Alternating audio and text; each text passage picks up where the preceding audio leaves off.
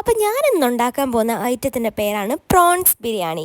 അപ്പോൾ അതിന് വേണ്ടിയിട്ട് 1 കപ്പ് സവാള അരിഞ്ഞത് ഞാനിങ്ങനെ നല്ലതുപോലെ വഴറ്റി കൊടുക്കുന്നുണ്ട്.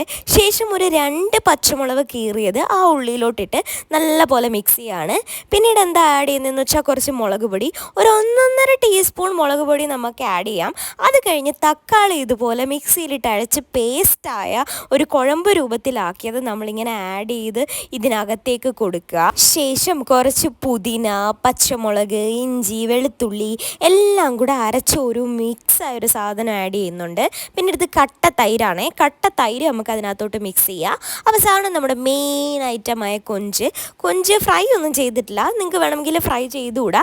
പക്ഷേ ഇതിങ്ങനെ പച്ചക്കിട്ട് കഴിഞ്ഞാൽ അതിൻ്റെ ആ ഒരു നമ്മുടെ ആ ഒരു ബിരിയാണിയിലോട്ട് ഇറങ്ങും. അതുകൊണ്ട് ആ പച്ചക്കിട്ടത്. പിന്നീട് കുറച്ച് ചിക്കൻ മസാലയൊക്കെ ആഡ് ചെയ്ത് മുളക് കുറവാണെന്ന് തോന്നിയുകൊണ്ട് കുറച്ചുകൂടെ മുളക് പൊടിയിട്ട് ഇതായി വീണ്ടും തൈരാണ് കുറച്ചുകൂടെ പുളിക്ക് വേണ്ടി, പിന്നെ നാരങ്ങയും കൂടി ഒഴിച്ചു കൊടുക്കുകയാണ്. അങ്ങനെ ഇത്രയും കാര്യങ്ങൾ ഇങ്ങനെ നമ്മൾ കൊടുത്ത് കഴിഞ്ഞിട്ട് നല്ലതുപോലെ അത് തിളയ്ക്കുന്നത് വരെ. അപ്പോൾ ആ കൊഞ്ചൊക്കെ നല്ലോണം വെന്തിട്ടുണ്ട്. അങ്ങനെ ഒരു മസാല നമുക്ക് റെഡി ആയിരിക്കുകയാണ് ബിരിയാണിക്ക് വേണ്ടിയുള്ള. ഈ ഒരു മസാല സൂപ്പർ ടേസ്റ്റാണ്, അടിപൊളിയാണ്. അപ്പോൾ അത് കഴിഞ്ഞിട്ട് നമ്മൾ പിന്നീട് എന്താ കാണിക്കാൻ പോകുന്നതെന്ന് വെച്ചാൽ ഇതിനകത്തോട്ട് നമ്മൾ വെള്ളം ഒഴിക്കും. വെള്ളം എന്ന് പറഞ്ഞാൽ ഒരു 2.5 കപ്പ് വെള്ളം ഒഴിക്കണം. 2.5 കപ്പ് വെള്ളമാണ് ഒഴിക്കുന്നത്. നമുക്ക് 1 ഗ്ലാസ് ബിരിയാണി അരി ഇടാം. 2.5 കപ്പ് വെള്ളത്തിന് 1 ഗ്ലാസ് ബിരിയാണി അരിയാണ് നമ്മൾ ഇടാൻ പോകുന്നത്. അപ്പം വെള്ളം ഒഴിച്ച് ഒന്നിച്ചിരി ഇങ്ങനെ തിളയ്ക്കണം കേട്ടോ. അപ്പോൾ ഇത് തിളയ്ക്കുന്നത് വരെ നമ്മളിങ്ങനെ കാത്തിരിക്കുകയാണ്. 2.5 കപ്പ് വെള്ളമാണ് ഒഴിച്ചത്. അപ്പോൾ അതിന് ശേഷം അത് തിളയ്ക്കുന്നത് വരെ നമ്മൾ കുറച്ച് നേരം മൂടി വെച്ചത് കുക്കറിനകത്താണ് ഞാൻ വെച്ചിരിക്കുന്നത്. അതുകൊണ്ട് കുറച്ച് നേരം നമുക്കതിനെ മൂടി വെച്ചിങ്ങനെ വേവിക്കാം. അതിന് ശേഷം ഉപ്പോ മുളകോ എന്തെങ്കിലും കുറവുണ്ടെങ്കിൽ അത് ആഡ് ചെയ്ത് കൊടുക്കുക. നമ്മൾ അരിയും ഇതിനകത്തോട്ട് തട്ടി കഴിഞ്ഞിരിക്കുകയാണ്. മേളിലേക്ക് വേണമെങ്കിൽ കുറച്ച് മല്ലിയിലയൊക്കെ ആഡ് ചെയ്ത് അത് നമുക്കിങ്ങനെ വറ്റിച്ചെടുക്കണം, വെള്ളം വറ്റിച്ചെടുക്കണം. പിന്നീട് ഞാൻ ഈ കടായിൽ നമ്മുടെ ഒരു പ്രോൺസ് മസാലയാണ് ഉണ്ടാക്കുന്നത്, ഇതിന് കൂട്ടായിട്ട് കഴിക്കാനേ. അപ്പോൾ ഉള്ളിയൊക്കെ ഇങ്ങനെ വരട്ടി പച്ചമുളകൊക്കെ ഇട്ട് മുളക് പൊടികളും കാര്യങ്ങളും ഒക്കെ അങ്ങോട്ട് ചേർത്ത് നല്ലപോലെ മിക്സ് ചെയ്ത് അത് നല്ലോണം വഴളുന്നവരെ നോക്കണം. ഇതൊരു കൈൻഡ് ഓഫ് ഒരു പ്രോൺസ് റോസ്റ്റ് എന്ന് പറയാം. നമ്മുടെ ബിരിയാണിയുടെ ഒരു സൈഡ് ഡിഷായിട്ടാണ് ഞാനിത് ഉണ്ടാക്കുന്നത്. കാര്യം പ്രോൺസ് ആകുമ്പോഴേക്ക് ഒരുപാടില്ലല്ലോ. അപ്പോൾ ഹാഫ് പ്രോൺസ് ഞാൻ ബിരിയാണിക്കകത്ത് ഇട്ടു.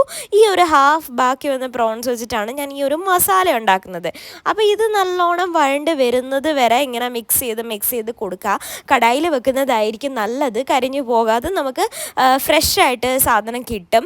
പിന്നെ അതുപോലെ തന്നെ ബാക്കി മഞ്ഞപ്പൊടി ആഡ് ചെയ്യാനുണ്ടായിരുന്നു, മഞ്ഞപ്പൊടി ആഡ് ചെയ്ത് കൊടുത്തു. പിന്നെ അതാ തക്കാളി പേസ്റ്റാണ് അടുത്ത് ആഡ് ചെയ്ത് കൊടുക്കുന്നത്. ഇത് മിക്സിയിൽ അരയ്ക്കും. അപ്പോൾ നല്ലോണം ആ ഒരു പുളി അതിനകത്തോട്ട് ഇറങ്ങും. അതിന് വേണ്ടിയിട്ടാണ് മിക്സിയിൽ അടിക്കുന്നത്. പിന്നീട് ഇതുപോലെ നമ്മളാണെങ്കിൽ നമ്മുടെ പ്രോൺസ് ആഡ് ചെയ്ത് കൊടുക്കുകയാണ്.